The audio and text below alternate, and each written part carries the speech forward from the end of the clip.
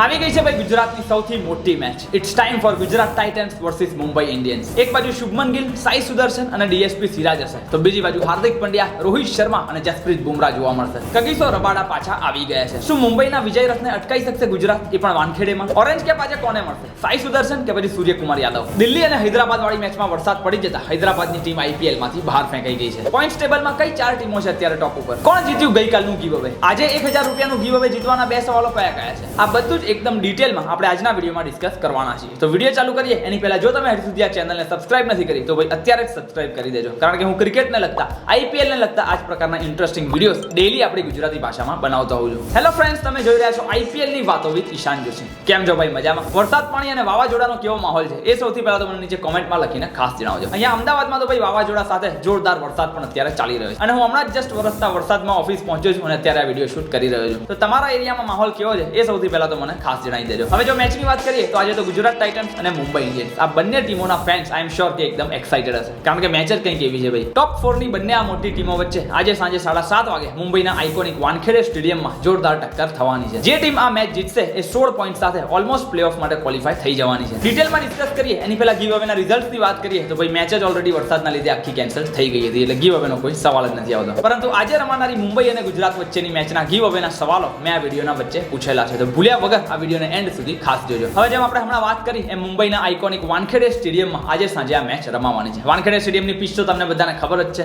Generally આપણને મોટા ભાગે બેટિંગ ફ્રેન્ડલી વિકેટ જ વાનખેડે સ્ટેડિયમમાં જોવા મળતી હોય છે અને ઓફકોર્સ આ પિચ ઉપર શરૂઆતમાં પાવર પ્લેમાં બોલર્સને પણ થોડી મદદ મળતી હોય છે. ગુજરાત અને મુંબઈ આ બંને ટીમો અત્યારે ફોર્મમાં પણ ચાલી રહી છે. બંને ટીમો ટોપ 4 માં પણ છે અને બંને ટીમો સુપરસ્ટારથી પણ ભરેલી છે. સૌથી પહેલા જો બંને ટીમોના હેડ ટુ હેડ રેકોર્ડ્સની વાત કરીએ તો આઈપીએલના ઇતિહાસમાં અત્યાર સુધી ગુજરાત ટાઇટન્સ અને મુંબઈ ઇન્ડિયન્સ વચ્ચે ટોટલ 6 મેચો રમાઈ છે, જેમાંથી 4 મેચો તો ગુજરાત ટાઇટન્સની ટીમ જીતી ગઈ છે અને ફક્ત 2 જ મેચો મુંબઈની ટીમ જીતી શકી છે. એટલે ઓવરઓલ તો ભાઈ ગુજરાતની ટીમનો દબદબો જોવા મળી રહ્યો છે અને ઇનફેક્ટ આ વખતે આઈપીએલ 2025 ની વાત કરીએ તો એમાં રમાયેલી મેચમાં પણ ગુજરાત ટાઇટન્સની ટીમે મુંબઈ ઇન્ડિયન્સને નરેન્દ્ર મોદી સ્ટેડિયમમાં હરાવી દીધું હતું. એટલે 100% ગુજરાતની ટીમનું પલડું થોડું ભારે છે, પરંતુ ભાઈ મુંબઈ ઇન્ડિયન્સની ટીમે આઈપીએલ 2025 માં કેવું કમબેક કરેલું છે એ તો આપણે બધા જાણીએ જ છીએ. પહેલી 5 માંથી 4 મેચો હારી ગયા બાદ મુંબઈ ઇન્ડિયન્સની ટીમ આ વખતે આઈપીએલ 2025 માં સળંગ 6 મેચો બેક ટુ બેક જીતીને આવી રહી છે. યસ, સળંગ 6 મેચો બેક ટુ બેક. એટલે મુંબઈ ઇન્ડિયન્સના વિજય રથને અટકાવવો એ ગુજરાતની ટીમ માટે મોટું ટાસ્ક રહેવાનો છે. હવે બંને ટીમોની પ્લેઇંગ 11 ની વાત કરીએ તો સૌથી પહેલા તો ગુજરાત ટાઇટન્સની ટીમમાંથી એક મોટી અપડેટ આવી ગઈ છે. કગીસો રબાડા ટીમ સાથે પાછા જોડાઈ ગયા છે. 1 મહિનાનું સસ્પેન્શન પૂરું કર્યા બાદ કગીસો રબાડા ગુજરાત ટાઇટન્સની ટીમ સાથે જોડાઈ પણ ગયા છે અને રમવા માટે અવેલેબલ પણ થઈ ગયા છે. જો કે આવતાની સાથે જ સીધા પ્લેઇંગ 11 માં રમશે કે નહીં એ તો આપણને સાંજે ટોસ વખતે જ ખબર પડવાની છે. બાકી જો પ્લેઇંગ 11 ની વાત કરીએ તો ટોપ ઓર્ડરમાં કેપ્ટન શુભમન ગિલ, સાઈ સુદર્શન અને જોસ બટલર. ત્યારબાદ મિડલ ઓર્ડરમાં વોશિંગ્ટન સુંદર, શાહરૂખ ખાન અને રાહુલ તેવટિયા. અને બોલિંગ ડિપાર્ટમેન્ટની વાત કરીએ તો એમાં આપણને રાશિદ ખાન, સાઈ કિશોર, ડીએસપી સિરાજ, પ્રસિદ્ધ કૃષ્ણા અને જેરાલ્ડ કુડઝે અથવા તો પછી રબાડા જોવા મળવાના છે. બની શકે કદાચ વાનખેડેની બેટિંગ ફ્રેન્ડલી પિચ ઉપર રધરફર્ડને પણ રમવાનો મોકો મળી શકે છે. હવે જો ગુજરાતની ટીમના કી પ્લેયર્સની વાત કરીએ તો ભાઈ ઓફકોર્સ ટોપ 3 બેટ્સમેનો જ રહેવાના છે. સાઈ સુદર્શન, શુભમન ગિલ અને જોસ બટલર. આ ત્રણેય બેટ્સમેનો કન્સિસ્ટન્ટલી રન પણ ફટકારી રહ્યા છે અને આઈપીએલ 2025 માં સૌથી વધારે રન ફટકારવાનું જે લિસ્ટ છે એમાં આ ત્રણેય બેટ્સમેનો ટોપ 5 માં પણ આવી રહ્યા છે. જો કે સામે મુંબઈની ટીમમાં આ વખતે આપણને જસપ્રીત બુમરાહ પણ રમતા જોવા મળવાના છે. એટલે જસપ્રીત બુમરાહ અને ટ્રેન્ટ બોલ્ટ સામે ગુજરાત ટાઇટન્સની ટીમના ટોપ 3 બેટ્સમેનોને 100% ચેલેન્જ તો મળવાની છે. અને બોલિંગ ડિપાર્ટમેન્ટની વાત કરીએ તો એમાં ડીએસપી સિરાજ અને ખાસ કરીને પ્રસિદ્ધ કૃષ્ણા મુંબઈ ઇન્ડિયન્સના બેટ્સમેનોને હેરાન કરી શકે છે. હવે જો મુંબઈ ઇન્ડિયન્સની પ્લેઇંગ 11 ઉપર એક નજર મારીએ તો ઓપનિંગમાં રોહિત શર્મા અને રાયન રિકલ્ટન. ત્યારબાદ મિડલ ઓર્ડરમાં સૂર્યકુમાર યાદવ, તિલક વર્મા, હાર્દિક પંડ્યા, વિલ જેક્સ અને નમન ધીર. અને જો બોલિંગ ડિપાર્ટમેન્ટની વાત કરીએ તો એમાં Corbin Bosch, Deepak Chahar, Trent Boult અને જસપ્રીત બુમરાહ જોવા મળવાના છે. કરણ શર્માને પણ મુંબઈ ઇન્ડિયન્સની team as a impact player તરીકે યુઝ કરી શકે છે. મુંબઈની ટીમ તરફથી જો કી પ્લેયર્સની વાત કરીએ તો રોહિત શર્મા અને રાયન રિકલ્ટન કન્સિસ્ટન્ટલી સારા ફોર્મમાં ચાલી રહ્યા છે અને ઇનફેક્ટ હાર્દિક પંડ્યાના બેટથી પણ આપણને રન જોવા મળી રહ્યા છે. પરંતુ આ વખતે સામે in form bowlers DSP Siraj અને પ્રસિદ્ધ કૃષ્ણા સામે તેમનો મુકાબલો થવાનો છે. એટલે મુંબઈની સ્ટ્રોંગ બેટિંગ યુનિટ ગુજરાત ટાઇટન્સના બોલર્સ સામે કેવું પરફોર્મ કરે છે એ જોવાનું ખરેખર ઇન્ટરેસ્ટિંગ રહેવાનું છે. ઇન શોર્ટ ઓવરઓલ જોવા જઈએ તો બંને ટીમોની બેટિંગ પણ સ્ટ્રોંગ છે અને બોલિંગ ડિપાર્ટમેન્ટ પણ સ્ટ્રોંગ છે અને મુંબઈ ઇન્ડિયન્સ પાસે ઓફકોર્સ હાર્દિક પંડ્યા જેવા એક સ્ટ્રોંગ ઓલરાઉન્ડર પણ છે. એટલે ત્યાં થોડો મુંબઈની ટીમને એડવાન્ટેજ રહેવાનો છે. શું લાગે છે ભાઈ, કોણ જીતશે આજની મેચ? એમને નીચે કોમેન્ટમાં લખીને ખાસ જણાવજો. મેં તો આ મેચ માટે વિધન 11 ઉપર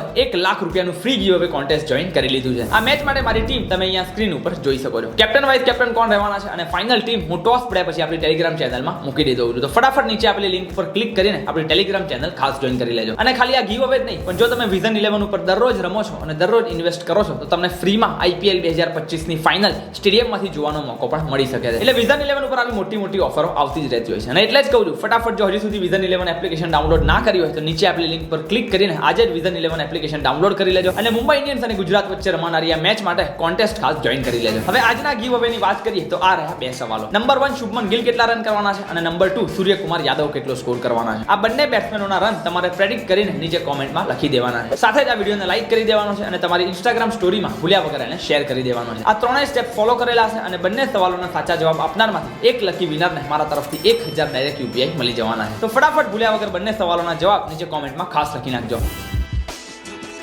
હવે જો ગઈકાલે રમાયેલી મેચની વાત કરીએ તો ભાઈ નસીબ હોય તો આપણા અક્ષર પટેલ જેવા. હૈદરાબાદ અને દિલ્હી વચ્ચે ગઈકાલે રમાયેલી મેચમાં કેપ્ટન પેટ કમિન્સના તરખાટના કારણે એક સમયે તો ભાઈ દિલ્હીની ટીમનો સ્કોર 60 જ રનમાં 6 વિકેટ થઈ ગયો હતો અને ઇનફેક્ટ 29 જ રનમાં તો તેમની 5 વિકેટો પડી ગઈ હતી, ઇન્ક્લુડિંગ અક્ષર પટેલ અને કેએલ રાહુલ. આશુતોષ શર્મા અને ટ્રિસ્ટન સ્ટબ્સે સારી એવી રિકવરી તો કરાઈ હતી, પરંતુ 20 ઓવર બાદ દિલ્હીની ટીમનો સ્કોર ફક્ત 133 રન સુધી પહોંચી શક્યો હતો. એટલે બધાને એમ લાગ્યું હતું કે ભાઈ દિલ્હી કેપિટલ્સની ટીમ આજે ખાલી હારશે જ નહીં, પરંતુ એટલું ખરાબ હારશે કે તેમનો નેટ રન રેટ પણ થોડો ઘટી જશે. પણ ભાઈ ભગવાનના કંઈક અલગ જ પ્લાન હતા અને જેવીને પહેલી ઇનિંગ પતી એટલે તરત જ વરસાદ પડવાનો ચાલુ થઈ ગયો હતો અને વરસાદ એવો ચાલ્યો કે આખી મેચ જ રદ કરી દેવી પડી હતી. એટલે હૈદરાબાદ અને દિલ્હી બંને ટીમોને છેવટે એક પોઈન્ટ મળી ગયો હતો. એટલે નસીબ હોય તો ભાઈ દિલ્હી કેપિટલ્સ જેવા. હારવાની વાત તો દૂર રહી, પણ વરસાદના કારણે મેચ રદ થઈ ગઈ અને તેમને 1 પોઈન્ટ પણ મળી ગયો.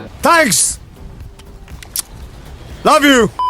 જો કે આ સાથે જ હૈદરાબાદની ટીમ IPL 2025 માંથી બહાર ફેંકાઈ ગઈ છે. Chennai super king, Rajasthan Royals અને હવે સનરાઇઝર્સ હૈદરાબાદ આ ત્રણ ટીમો ફિલહાલ IPL 2025 માં પ્લેઓફની રેસમાંથી બહાર થઈ ગઈ છે. પોઈન્ટ્સ ટેબલની વાત કરીએ તો RCB ની ટીમ પહેલા નંબર ઉપર છે, પંજાબ કિંગ્સ બીજા નંબરે, મુંબઈ ઇન્ડિયન્સ ત્રીજા અને ગુજરાત ટાઇટન્સ અત્યારે ચોથા નંબર ઉપર છે. દિલ્હી કેપિટલ્સની ટીમ 13 પોઈન્ટ સાથે અત્યારે પાંચમા નંબર ઉપર છે. આજે સાંજે ગુજરાત અને મુંબઈ વચ્ચે રમાનારી મેચમાં જે ટીમ જીતી જશે એ 16 પોઈન્ટ સાથે ઓલમોસ્ટ પ્લેઓફ માટે ક્વોલિફાય થઈ જવાની છે. બીજી એક મોટી અપડેટની વાત કરીએ તો આપણા ગુજરાતના ઉર્વિલ પટેલને ચેન્નઈ સુપર કિંગ્સની ટીમે ઇન્જર્ડ વંશ બેદીના રિપ્લેસમેન્ટ તરીકે પોતાની ટીમમાં એડ કરી લીધા છે. યસ, ઉર્વિલ પટેલ હવે આપણને ચેન્નઈની ટીમમાંથી રમતા જોવા મળવાના છે. એ જ ઉર્વિલ પટેલ કે જેણે સૈયદ મુશ્તાક અલી ટ્રોફીમાં ફક્ત 28 જ બોલમાં સેન્ચુરી ફટકારેલી છે અને તેઓ T20 ક્રિકેટમાં ભારત માટે સૌથી ફાસ્ટેસ્ટ સેન્ચુરી ફટકારનાર બેટ્સમેન છે. એટલે ભલે ચેન્નઈની ટીમ IPL 2025 માંથી તો બહાર ફેંકાઈ ગઈ છે, પરંતુ ત્રણ સારા પ્લેયરોને લઈને તેમણે IPL 2026 ની તૈયારીઓ શરૂ કરી દીધી છે. આયુષ માત્રે, ડેવલ બ્રેવિસ અને હવે ઉર્વિલ પટેલ. બસ તો that's it for this particular video. જો તમને વિડિયો ગમ્યો હોય તો પ્લીઝ એને લાઈક કરી દેજો અને તમારા દરેક ગુજરાતી મિત્રો સુધી શેર કરી દેજો. ગીવ અવેમાં પાર્ટિસિપેટ કરવા ભૂલ્યા વગર નીચે કોમેન્ટ કરી દેજો. વિઝન 11 અને ટેલિગ્રામની લિંક મેં નીચે ડિસ્ક્રિપ્શન બોક્સમાં આપેલી છે, તો એને પણ ડાઉનલોડ કરી લેજો. બાકી IPL ને લગતા આવા જ ઇન્ટરેસ્ટિંગ વિડીયોઝ દરરોજ આપણી ગુજરાતી ભાષામાં જોવા માટે ભૂલ્યા વગર આ ચેનલને સબસ્ક્રાઇબ કરી લેજો. મળીએ છીએ આપણે ફરી એક વખત આવા જ ઇન્ટરેસ્ટિંગ વિડીયો સાથે.